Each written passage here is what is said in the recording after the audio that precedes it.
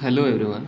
आज हम लोग क्वेश्चन नंबर 3 को एनालाइज करने वाले हैं of quadratic equation exercise 4.4। According to question it is given that is it possible to design a rectangular mango grove whose length is twice its width and the area is 800 meter square. If so, find its length and breadth. Question में हमारा दिया हुआ है एक rectangular mango grove है जिसके बारे में बोला गया है whose length is twice of its breadth, मतलब जिसका लेंथ जो है ट्वाइस के दो गुना है, मतलब विड्थ के ट्वाइस है। ठीक है, मतलब दो गुना। अगर विड्थ हम x मीटर लेट करेंगे तो हमारा लेंथ कितना हो जाएगा, 2x हो जाएगा according to question. And the area is given 800 metre square. If so find its length and breadth. मतलब पहले हमें ये देखना है कि ये रेक्टेंगुलर मैंगो ग्रोव पॉसिबल है कि नहीं। ये हमें कैसे पता चलेगा, जब हमारा क्वाड्रेटिक फॉर्म में इक्वेशन आएगा तब हम उसके डिस्क्रिमिनांट को फाइंड आउट करेंगे। अगर डिस्क्रिमिनांट का वैल्यू ग्रेटर देन जीरो आ जाए या इक्वल्स टू जीरो आ जाए तभी हम बोल पाएंगे कि it is possible to design a rectangular mango grove. क्योंकि आपको पता है जब डिस्क्रिमिनेंट ग्रेटर देन जीरो आएगा तो हम बोल देंगे इट्स रियल एंड डिफरेंट और डिस्टिनेक्ट रूट्स। एंड जब इक्वल टू डिस्क्रिमिनेंट जीरो आएगा तो हम बोलेंगे there are two equal roots. And when discriminant's value less than zero आएगा देन हम बोलेंगे there is no real roots. और ये थर्ड जो कंडीशन, अगर ये कंडीशन अप्लाई हो गया नेगेटिव वाला, लेस देन जीरो वाला, तो हम बोल देंगे कि रेक्टेंगुलर मैंगो ग्रोव को मतलब डिज़ाइन करना इम्पॉसिबल होगा। ठीक है, तो हम क्वेश्चन को समझने की कोशिश करते हैं। क्वेश्चन तो हम समझ गए, अब इसे हम थोड़ा एनालाइज करते हैं कैसे बनेगा। ठीक है, अकॉर्डिंग टू क्वेश्चन हमें तो पता है कि length is twice of its breadth, length is twice of breadth. तो हम ब्रेथ को मान लेते हैं एक्स मीटर। ठीक है, लेट कर लेते हैं, लेट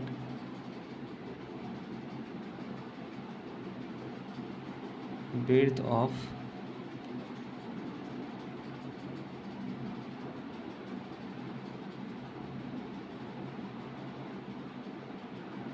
इज एक्स मीटर हमने लेट किया। सो लेंथ कितना हो जाएगा, लेंथ हो जाएगा हमारा ट्वाइस ऑफ विड्थ, क्योंकि गिवन है ये भी मीटर में आएगा। ठीक है, सारा वैल्यूज हमारा इसमें मीटर में आएगा। अब क्या है ना, एरिया गिवन है, देखिए 800 मीटर्स पर एरिया गिवन। और मैं आपको बता दूं यहाँ पे मैंने आंसर भी दे दिया है क्वेश्चन का। अगर आपको लग रहा हो कि आप बना सकते हैं खुद से तो ज़रूर वीडियो को पॉज करके जो है आप बनाने की पहले ट्राई करें। अगर बन गया तो बहुत बढ़िया, नहीं बना तो फिर आप एनालाइज मैंने जो यहाँ पे करके दिखाया वो आप ज़रूर देखिए। ठीक है, तो देखिए एरिया हमारा 800 मीटर स्क्वायर है और हमारे पास लेंथ भी पता है, मतलब लेंथ हमारे पास कितना है अभी 2x और विड्थ कितना है x। और आपको पता होना चाहिए कि एरिया ऑफ रेक्टेंगल कितना होता है, लेंथ इंटू विड्थ। लेंथ अगर L हो और विड्थ अगर B हो। ठीक है, तो मैं आपको यहाँ पे ऐसे बता देता हूँ। देखिए क्या होता है ना, लेंथ इंटू विड्थ, विड्थ लिखे या ब्रिथ लिखे। ठीक है, यहाँ पे विड्थ लिखा हुआ है। ठीक है, स्पेलिंग यहाँ पे ध्यान रखिएगा, लेंथ इंटू विड्थ।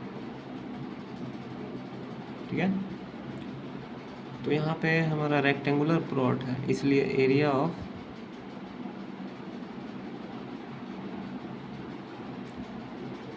देखिए ये आपको ध्यान में रखना है इस चीज़ को। ये मैंने आपको बस बताया यहाँ पे कि एरिया ऑफ अ रेक्टेंगल क्या होता है, लेंथ इंटू विड्थ। ठीक है, so according to question area of rectangular REACTANGULAR rectangular plot,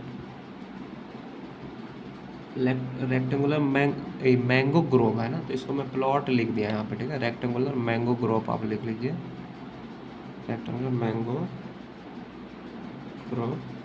वो गिवन है हमारा कितना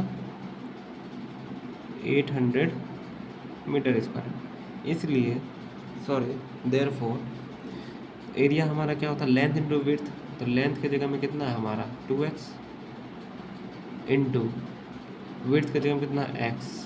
और इन दोनों को जब मल्टीप्लाई करेंगे तो हमारा एरिया ऑफ सॉरी अब दिख रहा होगा आपको। लेंथ हमारा 2x है और विड्थ x है, दोनों को जब मल्टीप्लाई करेंगे हम तो हमारा area of rectangular area of rectangular mango Grove का मतलब एरिया निकल जाएगा। और गिवन है एरिया कितना 800 मीटर स्क्वायर। ना यहाँ से आप सॉल्व कीजिए, 2 इंटू एक्स स्क्वायर हो जाएगा यहाँ पे और इधर 800। इस 2 से आप इधर जब डिवाइड करेंगे यहाँ 2 मल्टीप्लिकेशन में जब इधर आएगा इक्वल के इधर 800 में 2 से डिवाइड हो जाएगा। 2 1 2 2 4 8, ये 00 इधर आ जाएगा, मतलब एक्स स्क्वायर आ गया हमारा 400।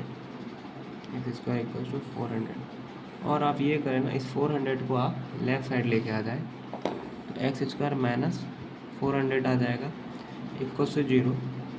अब इसको आप general form of quadratic equation से कंपेयर करिए। तो आप लिखेंगे कंपेयरिंग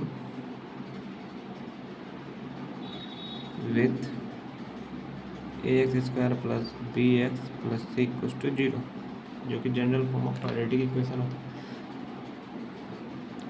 आप ये सोच रहे होंगे मैं आखिर कंपेयर यहाँ पे क्यों कर रहा हूँ। मैंने आपको शुरुआत में वीडियो के बताया था कि यहाँ पे हमारा एक ये हमसे पूछा गया कि if it is possible to design a rectangular mango grove. आप ये समझने की पहले कोशिश करें कि ये कब पॉसिबल होगा। जब हमारा सबसे पहली बात तो हम यहाँ पे क्वाड्रेटिक इक्वेशन पर हैं और क्वाड्रेटिक इक्वेशन में हमारा क्वेश्चन इस टाइप से दिया गया है कि जब हम क्वेश्चन को एनालाइज करेंगे और सॉल्व करने मतलब करेंगे तो हमारा इक्वेशन ही ऐसा आएगा कि वो क्वाड्रेटिक फॉर्म में आएगा, ठीक है। और उस क्वाड्रेटिक फॉर्म में जब हमारा इक्वेशन आएगा तो उसे हम general form of quadratic equation से क्या करेंगे, कंपेयर करेंगे, जिससे हमारा value of a b and c पता चले।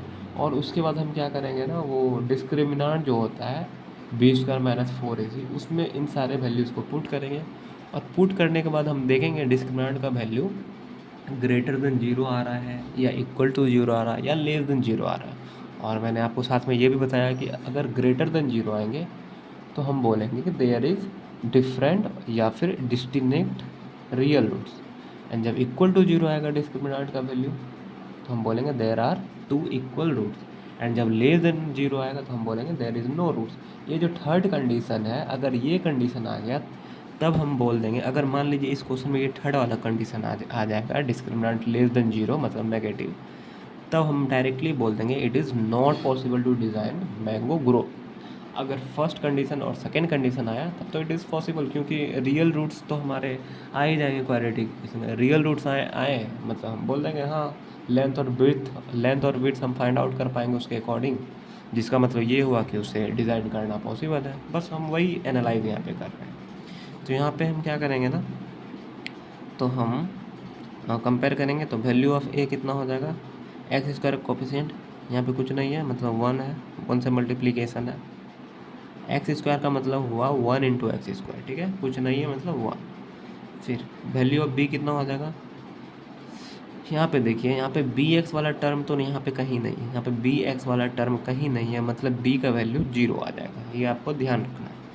और कांस्टेंट टर्म सी कितना आ जाएगा, यहाँ पे देखिए कांस्टेंट टर्म कितना है सी मतलब माइनस 400, ठीक है ना। अब हम क्या करेंगे, ये जो वैल्यू ऑफ डिस्क्रिमिनेंट है बी स्क्वायर माइनस 4ac, इसमें आप वैल्यू आप पुट कीजिए तो b के जगह में 0 आ जाएगा, मतलब 0 का स्क्वायर 0 ही रह जाएगा, माइनस 4 इंटू ए के जगह में 1, 4 इंटू 1, सी के जगह में माइनस 400। तो 0 माइनस इंटू माइनस प्लस हो जाएगा, 4 इंटू 4 16 और डबल 0 आ जाएगा 1600, मतलब 0 प्लस 1600 करेंगे 1600 ही आ जाएगा। और ये 20 का माइनस 4ac है जिसको हम शॉर्ट में डी से डिनोट कर सकते हैं डिस्क्रिमिनेंट को। तो आप देख सकते हैं डिस्क्रिमिनेंट का वैल्यू यहाँ ग्रेटर देन 0 आ रहा है। ग्रेटर देन 0 आ रहा है मतलब पॉजिटिव आ रहा है, और मैंने आपको बताया है कि जब वैल्यू पॉजिटिव आ रहा हो, ग्रेटर देन 0 आ रहा हो, तो हम बोलेंगे देयर इज़, तो फिर हम क्या बोलेंगे ना, तो फिर हम बोलेंगे therefore there are two distinct real roots, ठीक है।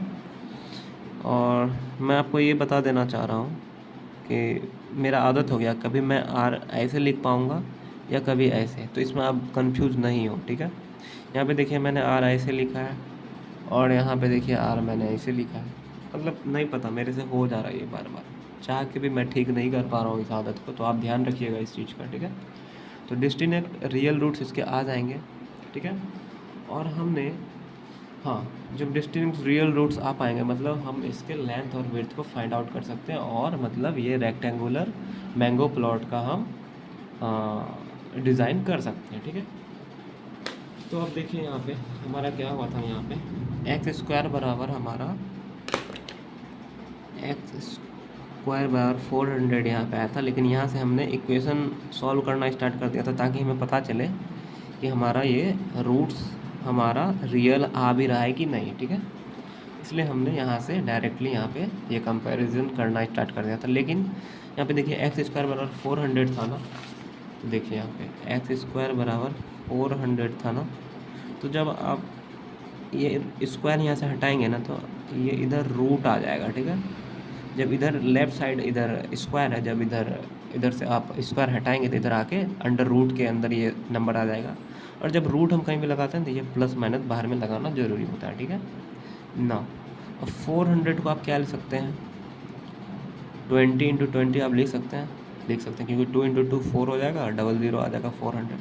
तो मैंने आपको बताया था कि रूट के अंदर में जब सेम नंबर 2 टाइम्स लिखा हो तो एक बार हम उसको बाहर कर देते हैं, तो 20 बाहर आ जाएगा, मतलब 20 मीटर हमारा एक्स का वैल्यू आ जाएगा, x equal two plus minus 20 आ जाएगा। बट अब आप सोचिए एक्स बराबर एक बार आ रहा है प्लस 20 मीटर और एक बार आ रहा है माइनस 20 मीटर, तो आप ही बताइए एक्स हमारा क्या था। यहाँ पे देखिए एक्स हमारा क्या था, रेक्टेंगुलर प्लॉट का क्या था ना, विड्थ था। विड्थ एक्चुअली लेंथ ही होता है, जब विड्थ हमारा लेंथ ही होता है तो लेंथ तो कभी भी नेगेटिव नहीं हो सकता है ना। तो ये वाला जो है -20, ये हमारा देखिए ये वाला -20 जो है हमारा वैल्यू नहीं आएगा, मतलब एक्स इक्वल्स टू +20 ही हम लेंगे। तो आप लिख देंगे because x equals to -20 metre can not, देखिए आप लिखेंगे x equal -20 metre can not possible because x is width, because x is width, और आप बोल दीजिए इट इज़ विड्थ। देखिए यहाँ पे विड्थ है ना, विड्थ हो या लेंथ हो वो कभी भी नेगेटिव नहीं हो सकता, तो बस आप यहाँ पे लिख दीजिएगा because it is width, so x equals to not -20, तो आप ऐसे लिख देंगे तब। सो एक्स का वैल्यू आपका +20 मीटर आ जाएगा, और एक्स आपका विड्थ है, एंड आपको पता है कि लेंथ का वैल्यू आपने क्या लिया था, सो लेंथ क्या था, ट्वाइस ऑफ विड्थ था, 2x था, तो 2 × x का वैल्यू कितना आया 20, तो 2 × 20 करेंगे तो 40 मीटर। सो विड्थ का वैल्यू आ गया आपके पास 20 मीटर एंड लेंथ का वैल्यू आ जाएगा 40 मीटर, और आपको यही फाइंड आउट करना था, ठीक है। आई होप आपको समझ में आया होगा, एंड चैनल पर नए हैं तो ज़रूर चैनल को लाइक करें, कमेंट करें, शेयर करें अपने दोस्तों में, और ज़रूर सब्सक्राइब करें। एंड मिलते हैं फिर नेक्स्ट वीडियो में, तब तक के लिए अपना ध्यान रखें, स्वस्थ रहें, टेक केयर, बाय।